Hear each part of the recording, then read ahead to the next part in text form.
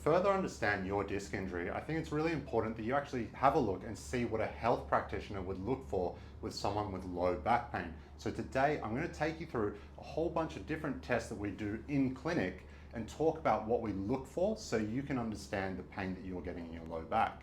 So the first thing that we do for low back pain is we actually check just the general range of motion of the lumbar spine. So Braden, if you flex down forward and try to touch your toes, first thing we're looking for when we do a test like this is, can each segment round? So if someone's got a disc injury, often, if it's been there for a while, they can still move forward and flex down like this, but their spine is so spasmed up that you get a really, really flat spot through here. Whereas Braden's got a nice curve there.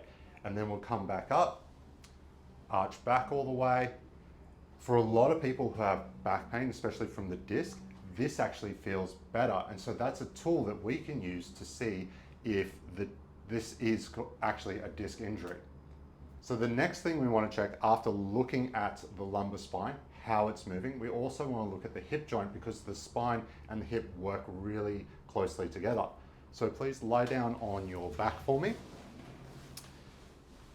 And what we're going to check to begin with is just sort of the hamstring length as well as sciatic nerve tension. We can see Braden's a little bit tight in the hamstring there.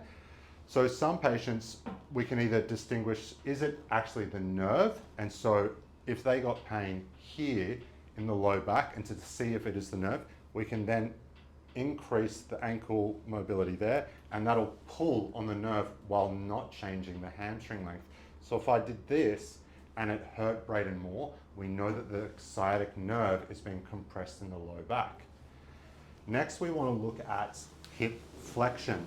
So a lot of people who have lumbar disc pain, they've lost the ability to bring that hip up. And ideally, we want to see this thigh come close to the ribs.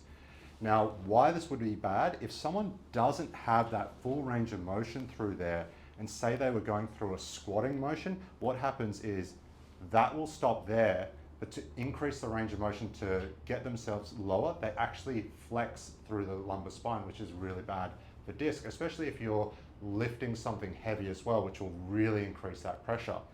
Next, we then look at internal rotation of the hip and external rotation as well. And we want to see at least sort of 45 degrees range of motion through each of those to make sure that hip is healthy. So the next test that I'll do in clinic to check if the lumbar disc is injured is we're going to do a compression test. So what we do is we put the back into a little tiny bit of flexion there, and then I'm going to load it and put pressure down through all the vertebra. And if he gets pain or discomfort with that, that tells us that the disc is a little bit irritated. So from here, just coming down and putting a bit of pressure. Now, obviously you might not be able to do that at home. So a good way to do that and check yourself is your disc irritated, is you slump forward a little bit, hold on to these, and then pull down into it, and you'll really know about it if you have an injury to your disc with this one. The next test that we do to check for disc injury is the slump test. So when you have a disc injury, we talked about how the disc will herniate backwards and put pressure on the spinal cord and the sciatic nerve. So to stress that and see if it's actually under load like that, we're going to sort of stretch the whole nervous system. To do that, drop the head down, curl through the spine, and then we bring one leg up. And you can do that actively as well. You don't need someone lifting it. And if that was injured, that would create a lot of pain in the back or the hip for Braden here. One of the final tests that we look at to see how this disc pain has come about is just the basic squat. So by looking at this, we're going to assess how the hip stability and core stability is functioning and what may have led to this injury.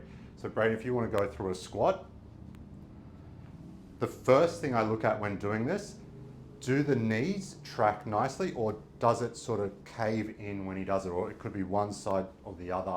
And that would indicate, is there an issue with his glute medius and how the pelvis sort of stays level? Now, if we look at that from the side, another thing we can look at is, does the core stay neutral and controlled, or does it sort of move in through the range of motion? So Braden, if you want to go through that squat. Now, come up and down, and for Braden, he actually has a little bit of instability in his core when he does it. So if we have a look again, watch the spine, and it curls under, and then back up. So he's quite strong unless he's in that bottom position where there's a bit more stress and more load through the joints there, and then he loses that stability. So for Braden, doing things like heavy squats and deadlifts might be a little bit dangerous because he doesn't have that core control at the moment.